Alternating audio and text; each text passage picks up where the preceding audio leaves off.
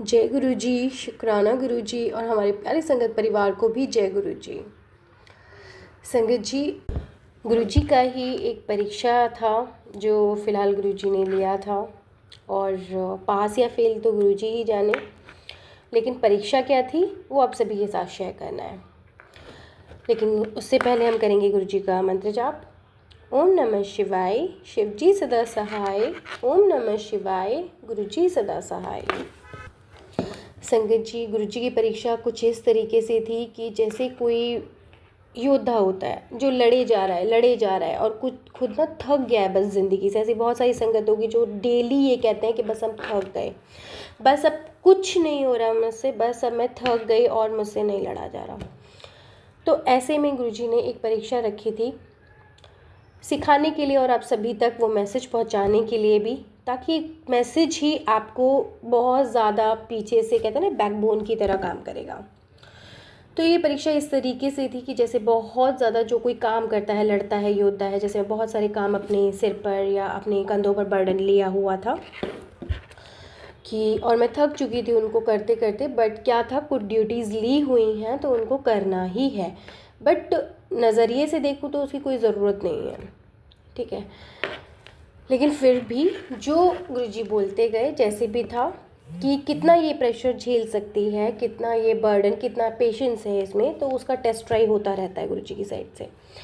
तो ये था और ये उसी तरीके से था जैसे कि बिल्कुल बहुत सारा काम करने के बाद जब आप कहते हो थक गए तो आपको बिल्कुल ऐसे बिठा दिया जाता है, सारी चीज़ें आपसे ले ली जाती है, एकदम से ले ली जाती है और आपको बिल्कुल वेला कर दिया जाता है, क्योंकि आप तो हैबिचुअल में आ गए वो सारे बर्डन के आपको झेलने के लिए।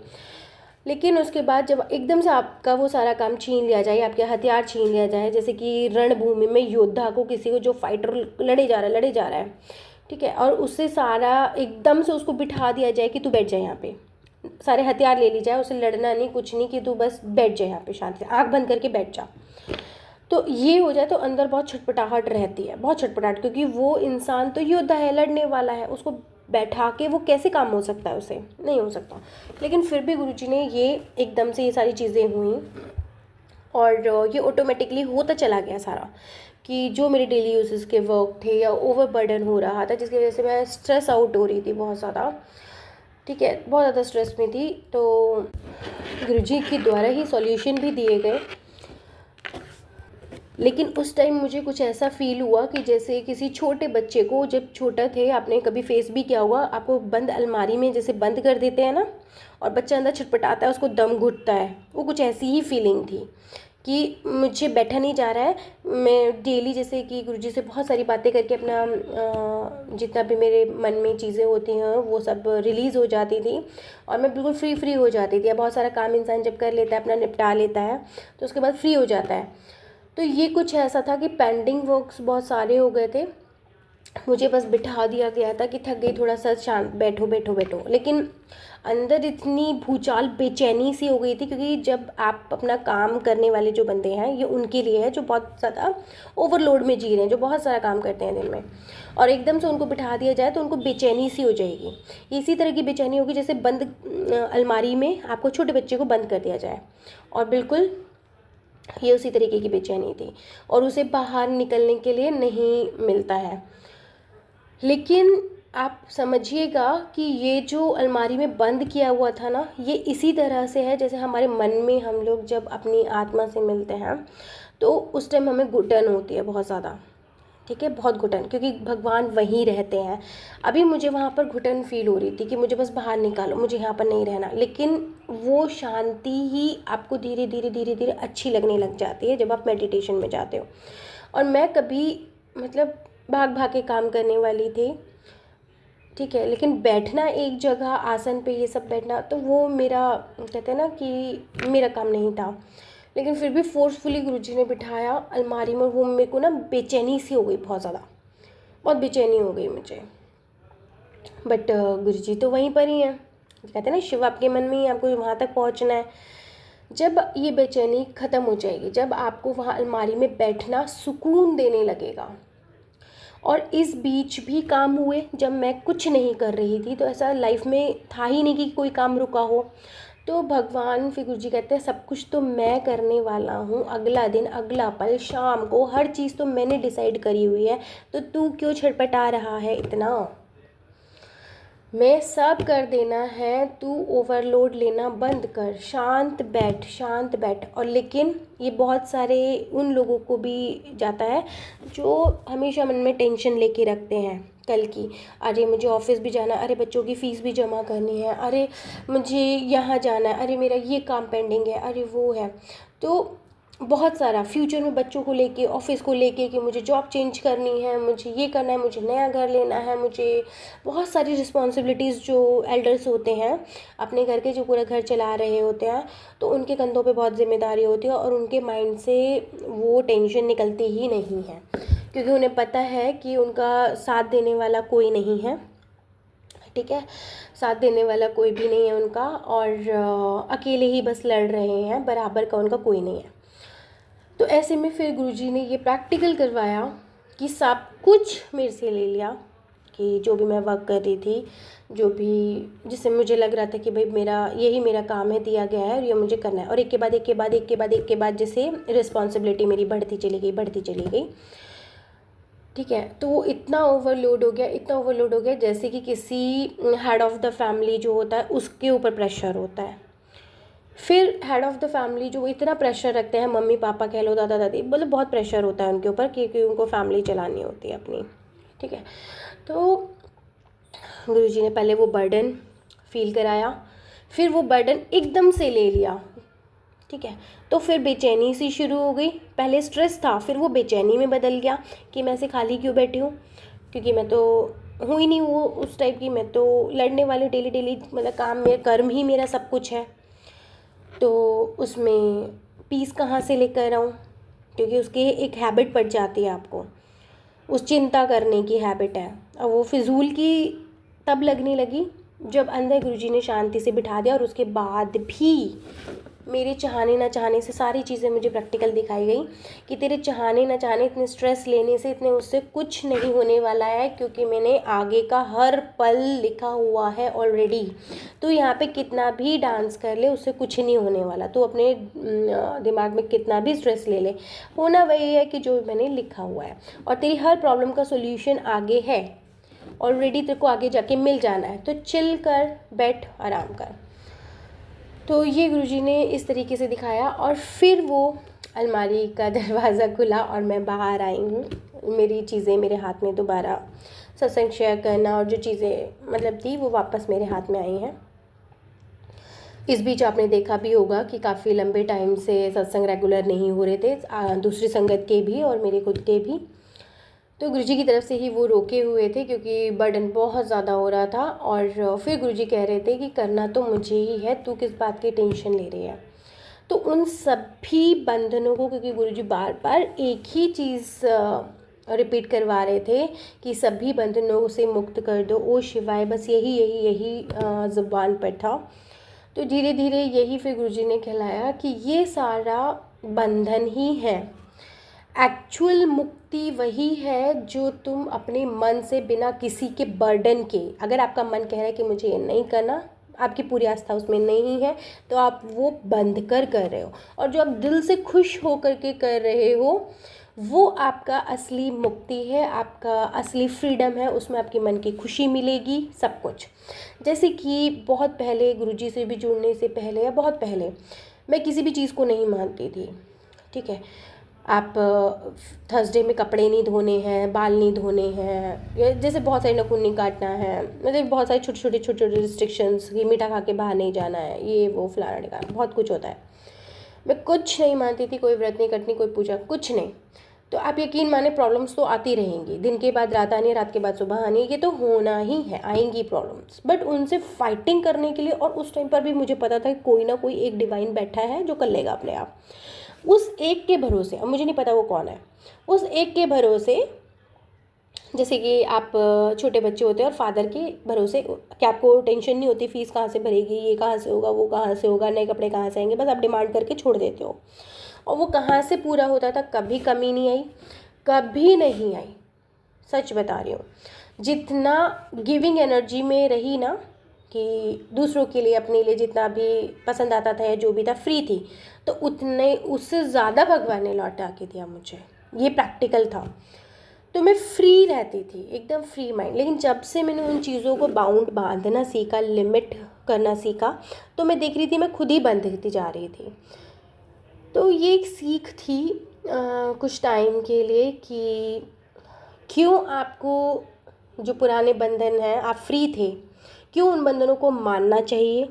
पहले वो सिखाया गया अच्छे से, सारा आपका पढ़ा करके अध्यात्म, ये बुक्स वगैरह, ये सब स्पिरिचुअलिटी, ये आपका एस्ट्रोलॉजी वगैरह ये सब पढ़ा करके सिखाया गया क्यों मानना है। और जब मैं मानने लगी तो फिर जा कर के रीजंस पता चले कि रीजंस का रूट का पता होना आपको बहुत ज़रूरी है कि क्यों आपको मानना है और क्यों फिर इन बंधनों को तोड़ना है। आप पहले ही बंधनों से टूटे हुए जी रहे थे, फिर आपके ऊपर वो बंधन लगाए गए, क्योंकि हर इंसान अपने आप में ज़रूरी है, हर किसी की सिचुएशन मतलब अलग होती है, उसके हिसाब से कौन सा रूल्स उसके ऊपर लगेगा। एक ही रूल से आप पूरी फैमिली को नहीं हाँक सकते हो, हर बंदे का हर चीज़ का अलग होता है।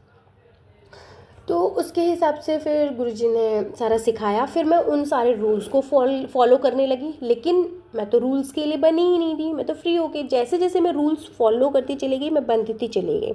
उसके बाद जो मेरे मन की शांति थी ना, मैंने रूल्स तो पूरे फॉलो किए, सब कुछ करे, बट जो अंदर की शांति थी ना वो भंग हो गई। क्योंकि वो ऐसे लगा कि जैसे एक कमरे में और उसमें बंद कर दिया, जैसे एक पिंजरे में बंद कर दिया और आपको बिठा करके बहुत सारी चीज़ें आपको सेफली, कि आपको लड़ना भी नहीं पड़ेगा, कुछ नहीं करना पड़ेगा, आप इसमें पिंजरे में बैठे रहो सोने के और आपको मिलता रहेगा सब कुछ। एक फ्रीडम हो गया आकाश में लड़ने वाला पक्षी जो हर चीज़ को फेस कर रहा है, सर्दी गर्मी उड़ान अपने आप से भर रहा है, सब कुछ अपने आप से है। लेकिन जब ये बैठे बिठाई चीज़ें मिलने लग गई, ठीक है, एक पिंजरे में बंद कर दिया गया कि यहीं पर ही तेरे को, अलमारी में बंद कर दिया, देखो यहीं पर ही मिलेगा सब कुछ, खाना नहा जो भी है तेरा बेस्ट टू बेस्ट तेरे को यहीं मिलेगा। लेकिन मुझे उसमें बेचैनी होने लगी, बहुत ज़्यादा बंदिश सी महसूस होने लगी। फिर उसके बाद फिर पता चला कि बाहर इंसान लड़ता ज़रूर है, योद्धा बन के लड़ता ज़रूर है, लेकिन वो बहुत सारी चीज़ें सीखता भी और उसको फ्रीडम भी मिलती है। फिर धीरे धीरे उन्हीं सारी चीज़ों को गुरुजी कटवाते चले गए, समझ रहे हैं, जितने भी बाउंडेशंस, जितनी भी मैंने सीखी थी, फिर उनको किस हद तक मुझे मानना है, कौन सी रूल्स जो पुरानी चली आ रही है उसको काटना है। लाइक पीरियड्स को लेकर हमारे अंदर बहुत बड़ा मिथ था।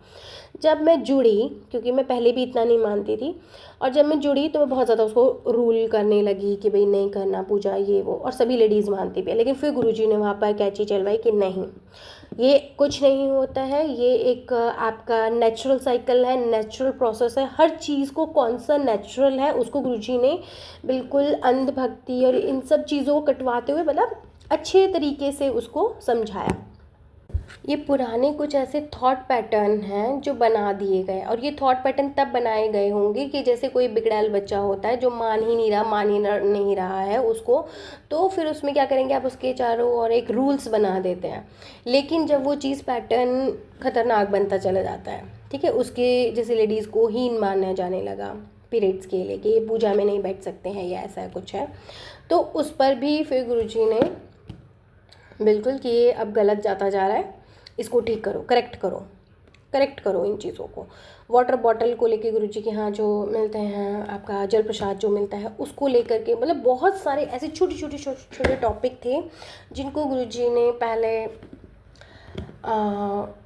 बहुत अच्छे से डीपली उसकी पूजा करवाई, सब कुछ करवाया, ये करवाया, उसको एक अमृत समान करवाया। फिर उस अमृत को कि भाई अब ये अमृत ही तुम इसको भगवान ना समझने लग जाओ, एक सही वे में कि आपके लिए सिर्फ ये बॉटल का पानी ही अमृत नहीं है, जो इस धरती पे जहाँ जहाँ पानी है, ठीक है, जहाँ जहाँ मैंने दिया था और जहाँ जहाँ आप उसको स्पॉइल करते जा रहे हो, गंदा करते जा रहे हो, वो भी अमृत है।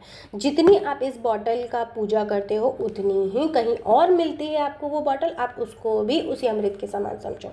बड़े मंदिर से जो आपको जल प्रसाद मिल रहा है वही अमृत नहीं है, उसके अलावा कहीं और भी, हर जगह, सब जगह है।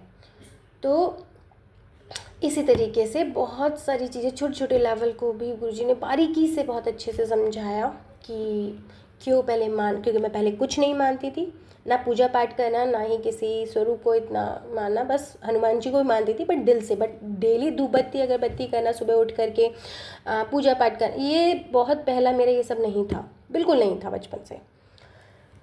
तो क्यों उसमें डाला गया बहुत ज़्यादा पूजा पाठ में, फिर इतना पूजा पाठ किया कि सबका रिकॉर्ड तोड़ दिया, दिन रात फिर पूजा पाठ ही करती रही।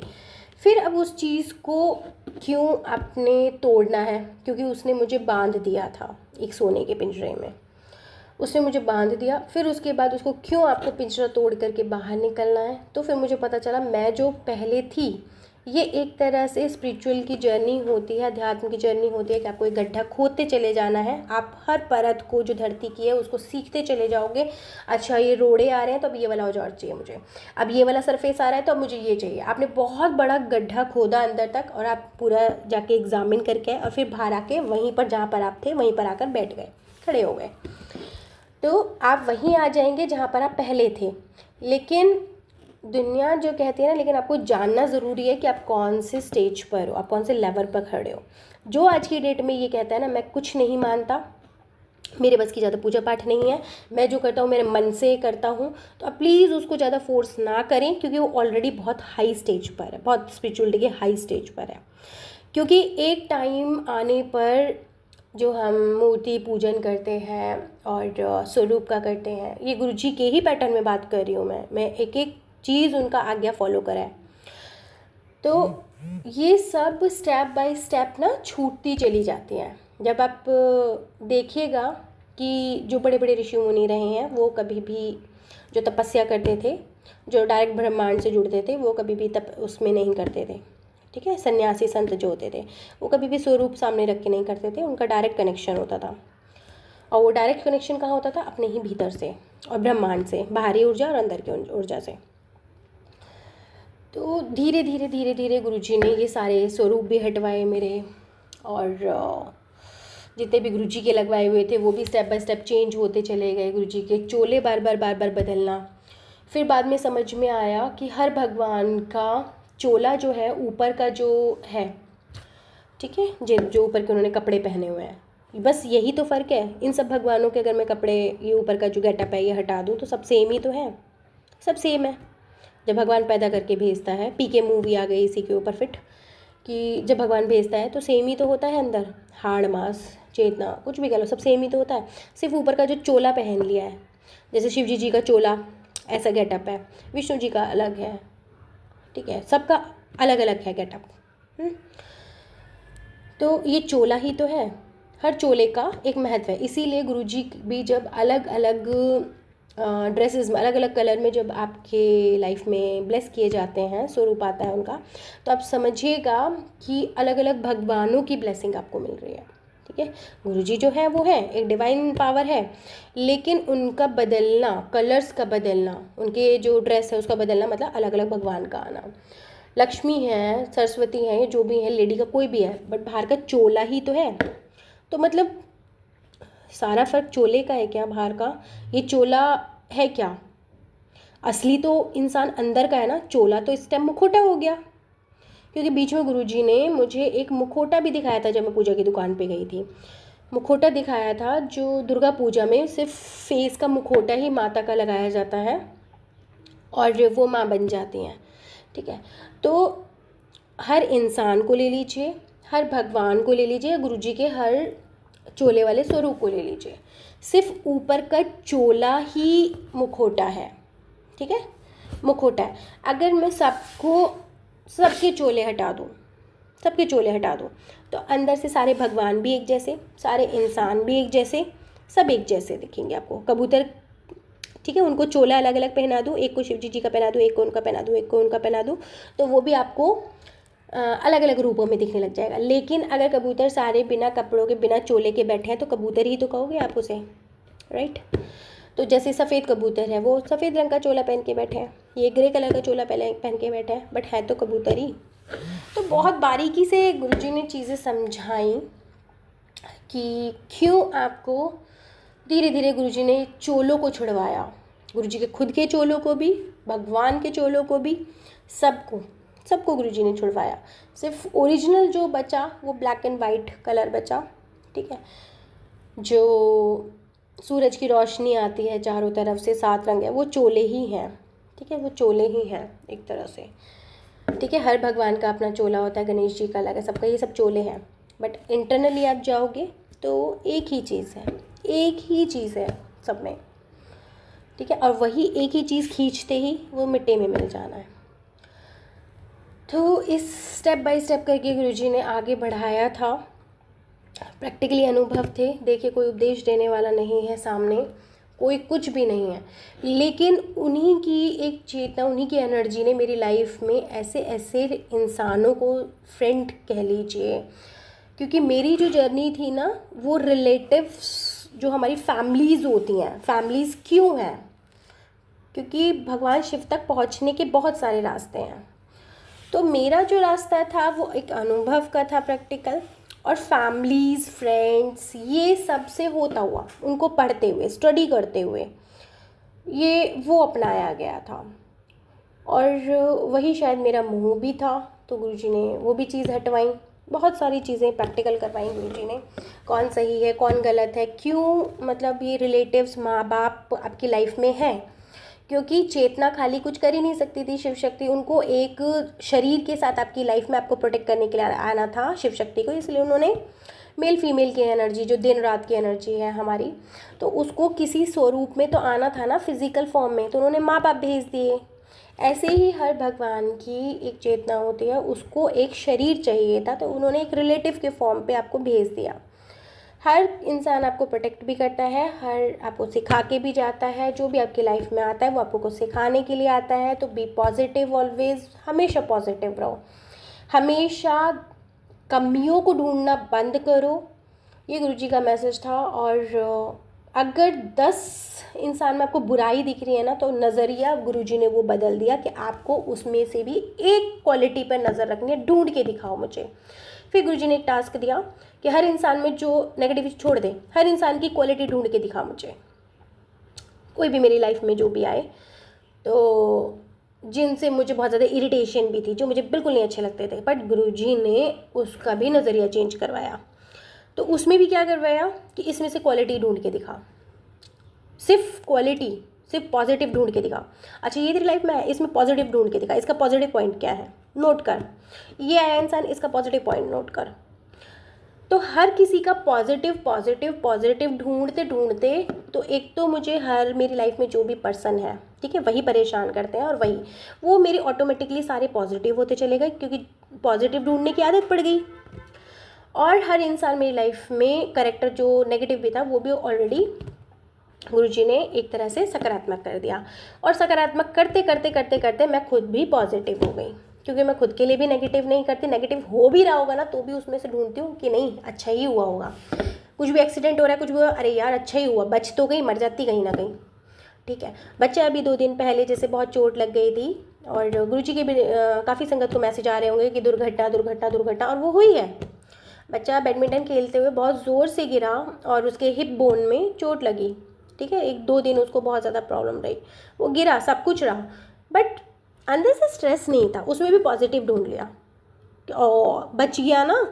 अगर बैक उसमें हिप बोन में कहीं अंदर लग जाती है ना, तो इंसान पूरी उम्र के लिए बैठ जाता है। तो थैंक यू, इतने पे ही हो गया। तो हर चीज़ में से पॉजिटिव ही ढूंढना। अगर आपको एक टास्क दे दिया जाए कि आपको हर इंसान जो भी आपकी लाइफ में आ रहा है, आपको सिर्फ रिटर्न, कि आप रिटर्न उसका, सामने वाले की रिटर्न 5 पॉइंट ना, रिटर्न पॉजिटिव आपको लिख के दिखाओ मुझे। अच्छा, बेटा आ रहा है, इसकी पॉजिटिव, हस्बैंड है उसके पॉजिटिव लिख के दिखाओ मुझे सारे। नेगेटिव नहीं चाहिए, चाहिए ही नहीं नेगेटिव, पॉजिटिव ढूंढ के लेकर आओ। तो आप देखोगे धीरे धीरे धीरे धीरे आपकी लाइफ इतनी पॉजिटिव हो जाएगी, आपका अपना ऑरा खुद ही क्रिएट हो जाएगा, क्योंकि कोई प्रहार करने वाला बचेगा ही नहीं। ठीक है, और आप खुद भी पॉजिटिव हो जाओगे। इस तरीके से जर्नी चलते चलते गुरुजी बहुत डीपली, बहुत छोटी छोटी चीज़ों पे, बारीकी पे, रूट पर जा कर के चीज़ें ठीक करते हैं कि एग्जैक्टली प्रॉब्लम है कहाँ, कौन सा ऐसा थॉट पैटर्न है जो पीढ़ी दर पीढ़ी भाई चला ही आ रहा है, और करनी किसी और की थी और भुगत कोई और रहा है। सिर्फ क्यों? क्योंकि वो उस थॉट पैटर्न, उस विचार को पीढ़ी दर पीढ़ी फॉलो करते हुए आ रहे हैं। तो उसी पर ही गुरुजी ने कहते हैं ना, कट वहीं से ही कट कर दिया कि ये यहाँ पे प्रॉब्लम है, ये यहाँ नहीं चलेगा, इसको अपने विचार को जो रूढ़िवादी चल रहे हैं इसको यहाँ पर ठीक करो इसको। और फिर देखा गया कि आगे की जो ब्लड लाइन थी वो एकदम ऐसे फ्लो में बहने लगी जैसे नदी। लाइक गुरुजी ने बताया कि तू एक नदी की तरह है, ठीक है, जहाँ भी तेरे को रास्ता मिलेगा तो वहाँ बहती चली जाएगी, क्योंकि नदी का काम ही बहना है। जब नदी को रोक दोगे तो सड़ जाएगी, या फिर बहुत ज़्यादा रोक दिया, डैम वगैरह होती है तो वो एकदम भूचाल मचा देगी, ठीक है। तो नदी का काम ही है बहना, ठीक है, जहाँ उसको रास्ता मिलेगा वो वहीं बहती हुई चली जाएगी। जब आप उसको रोकने की या बांधने की कोशिश करोगे, जब मुझे अलमारी में बांधने की कोशिश करी गई तो मैं बेचैन हो गई, क्योंकि नहीं रुक सकती क्योंकि मेरा काम ही है फ्लो में चलना। हर किसी का एक काम होता है, नियति होती है कि आपको बहते हुए ही चलना है। अगर आप रुकोगे, तालाब का काम है रुकना, नदी का काम है बहना, ठीक है, तो आप उसका कुएं का काम अलग है। तो अपने आप को जब आप प्रॉब्लम्स में आ जाओ ना, तो सिचुएशन के अकॉर्डिंग आप क्या कर लो, अपने आप को बहना शुरू कर दो, नदी की तरह बहने दो, मून की तरह बदलते रहो। जब आपको लगे बहुत ज़्यादा फ्रस्ट्रेशन हो रही है तो आपको बदलाव की ज़रूरत है, आपको घर के बदलाव की ज़रूरत है, आपको अपने जीवन में ड्रेसेस कुछ बदलाव की ज़रूरत है। जब आप बहुत ज़्यादा बेचैन हो जाओ तो ऐसा होता है कि कैसे कोई ब्लॉकेज हटा दियो और आप फिर से फ्लो में बहने लगे हो। ऐसा कुछ मतलब ये चल रहा था गुरुजी द्वारा। तो आशा करती हूँ संगत जी टेंशन लेने से कुछ नहीं होने वाला, क्योंकि ऑलरेडी गुरुजी ने सब कुछ डिसाइड किया हुआ है। तो वो हर चीज़ करेंगे जो आप चाहते हैं, बट सही टाइम पर आने पर, और जो आपके लिए बेस्ट होगा वही होगा। और जहाँ आप अपने आप को रोकने की कोशिश करोगे वहीं पर आप बाउंड हो जाओगे, क्योंकि आपको एक फ्लो को आप जितना रोकोगे, ठीक है, नस कहते हैं ना, नस एक नाली है, नसें हमारी बॉडी में नाली का काम भी करते हैं, नसें हमारी बॉडी में नदियाँ भी हैं एक तरह से। या आप अपनी पूरी बॉडी को इंडिया का चार्ट समझ लेना। तो जहाँ जहाँ नदियाँ बह रही हैं, दिल्ली है दिल हमारा, जो गुरुजी बार बार बोलते हैं, एक बार उजड़ेगी फिर बसेगी। ऐसे मेरे साथ बहुत कुछ होता है, क्योंकि मैं दिल्ली से ही हूँ। बहुत बार ऐसे प्रैक्टिकल हुआ है, क्योंकि उनके एक एक वर्ड में जो भी आते हैं हमारे सामने, हर किसी का मीनिंग है। तो दिल से होते हुए ही चीज़ें हैं सारी, कहीं ना कहीं दिल में भी ब्लॉकेज है, तो इसलिए बार बार उजड़ना पड़ेगा। और फिर जब वो ब्लॉकेज हट जाएगी फिर आप फ्लो में आ जाओगे, क्योंकि हार्ट जो पंप करता है वो वहीं से करता है, दिल्ली से, कैपिटल है।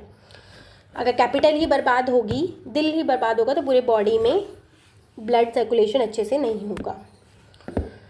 हाँ गुरुजी इसमें सब कुछ science, math, physics, chemistry, biology सब आपके जीवन पर अप्लाई कर देते हैं। आपको कहीं स्कूल जाने की ज़रूरत नहीं है, घर बैठे ही गुरुजी सब कुछ करवा देते हैं। और यहाँ पर आप समझ रहे हैं, जो गुरुजी को मानते हैं, कि कोई नहीं है सामने बताने वाला, सिर्फ एक बहुत हाई एनर्जी है जो आपको सब कुछ समझा के चली जाती है।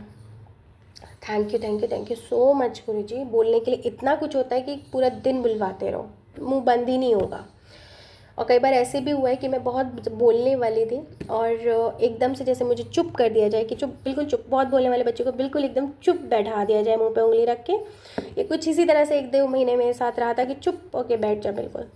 और मेरे अंदर फिर भूचाल मचे हुए थे, जैसे किसी नदी को रोक दिया हो। और जैसे ही कोई मेरे सामने आता तो बड़ जैसे मैंने सब कुछ उसको निकाल दिया अपने अंदर का। तो किसी से भी बात हो रही है तो मैं अपने अंदर जितना, क्योंकि मैं रख नहीं सकती हूँ। ये छोटा बच्चा होता है ना, पेट में उसके कुछ नहीं बचता। कोई भी बात बता दो तो पेट में नहीं बचता, अगर पचाने भी शुरू कर तो उसको पेट में दर्द हो जाएगा। तो ये कुछ इसी तरीके का बहुत सारे एग्जाम्पल आप एक ही चीज़ पे सेट कर सकते हो। इस तरीके से चल रहे थे। बट गुरुजी हैं, उनको जो सिखाना है, ऐसे नहीं सीखेगी तो ऐसे सीखेगी, ऐसे। और जब तक वो चैप्टर आपका अच्छी तरह से सीख नहीं जाते हो, आपका लाइफ का लेसन, तब तक आप, गुरुजी आपको नहीं छोड़ने वाले। कहते हैं ना, मैं तेरा हाथ कभी नहीं छोड़ना, तो वो नहीं छोड़ने वाले हैं। और मेरा पैटर्न ही था सवाल करने का। तो फिर गुरुजी ने कहा, मैंने कब कहा तुझे कि तुझे पर्टिकुलर टाइम पर बैठना है, पूजा करनी है, या फिर मैंने कोई पर्टिकुलर टाइम तुझे दिया, तो एनी टाइम जो तेरा प्रोसेस है। क्योंकि बात तो यही है ना कि फ़्लो में चलना है, जहाँ मैं रुक जाऊँगी वहीं पर क्लॉट हमारी बॉडी में आ जाएगा, जहाँ पर हमारा खून का थक्का जम जाएगा वहीं पर ही तो हमारी बॉडी में नस जो नालियाँ हैं, नदी है, वहाँ पे रुकावट आ जाएगी बहुत बड़े पत्थर की तरह, तो नदी नहीं बह पाएगी, वहीं पे कचड़ा वचड़ा सब आपके दिमाग का, बॉडी का सब इकट्ठा होने लग जाएगा। तो एक ही एग्जाम्पल आप अपनी बॉडी पे भी ले सकते हैं, आपके अपने घर के वास्तु पर भी ले सकते हैं, अपने रिश्तों में भी ले सकते हैं, हर जगह ले सकते हो। तो इस तरीके से गुरुजी ने समझाया और थैंक यू गुरुजी क्योंकि बात कभी ख़त्म नहीं होगी। और थैंक यू सो मच, क्योंकि ये चीज़ें समझाने के लिए कि मैं एक फ़्लो हूँ। और जैसे कि कल मैं तो मेरी पूजा पाठ तब होती है जिस टाइम मैं फ्री होती हूँ, कोई बाउंडेशन नहीं रखा गुरुजी ने मेरे लिए कि तू रात को 12 बजे भी आएगी मेरे पास, बैठेगी सामने तो ओके विद मी, मैं पूरा 24 घंटे हूँ। मैं 12 बजे आ, रात के 12 बजे, 1:30 बजे, दिन के 2 बजे, जिस टाइम तुझे बैठना है उस टाइम पर बैठ। किसने बाउंडेशन लगाई कि तुझे सुबह उठकर पूजा पाठ करना है, इसे करना है, अगर फूल है, कुछ है नहीं है, कोई प्रॉब्लम नहीं है, तू बैठ बस सामने। इतना गुरुजी ने कि कुछ भी नहीं है तो भी कोई प्रॉब्लम नहीं है, तू बस बैठ, मेरा स्वरूप है तो भी कोई प्रॉब्लम नहीं है। हर तरीके से उन्होंने जहाँ जहाँ मैं रुकी, जहाँ जहाँ पत्थर आया उस नदी में, वो वहीं उससे सफाई करवाते हुए चले गए। और इस तरीके से मेरी बॉडी के भी सारी वेन्स क्लियर हुई, मेरे थॉट में विचार चेंज हुए, मेरी जितनी भी बॉडी में नसों में प्रॉब्लम थी वो नसों का भी एक एक क्लॉट दूर हुआ। और फैमिली रिलेशंस में भी जितनी चीज़ें थी, जहाँ जहाँ ब्लॉकेज थे वो भी दूर होते चले गए। पुरानी मान्यताओं ने जितना घेर रखा था, जितना बांध रखा था एक लेडी को कि ये नहीं करना वो नहीं करना, उससे भी बाहर निकाला। मतलब जितने भी मेरी लाइफ में ब्लॉकेज थे, एक तीर से जैसे सब ध्वस्त हो जाता था। सिर्फ एक तीर लगाना पड़ता था रामबाण और उससे सब ध्वस्त, सारी प्रॉब्लम एक बार में सॉल्यूशन हर जगह की। घर में अगर किसी वाटर चैनल, नाली में कहीं ब्लॉकेज है, अंदर डीप कहीं ब्लॉकेज है, तो राहु का कहीं ब्लॉकेज है, वो आपकी बॉडी में मिलेगी, रिलेशंस में भी, फैमिली सब में मिलेगी, वो ऑफिस में, फाइनेंस में, सब में ब्लॉकेज मिलेगी। तो सिर्फ एक तीर पे काम गुरुजी ने करवाया, ब्रह्मास्त्र जो होता है, और उससे सब ध्वस्त हो जाते थे। सारे थॉट पैटर्न, आपके घर की प्रॉब्लम, सब पूरी आपकी लाइफ में जितनी प्रॉब्लम चल रही है सब ध्वस्त। तो ये उन्होंने इस तरीके से सिखाया। तो थैंक यू सो मच बुलवाए जा रहे हैं, बस हो गया। Thank you Guruji, thank you so much.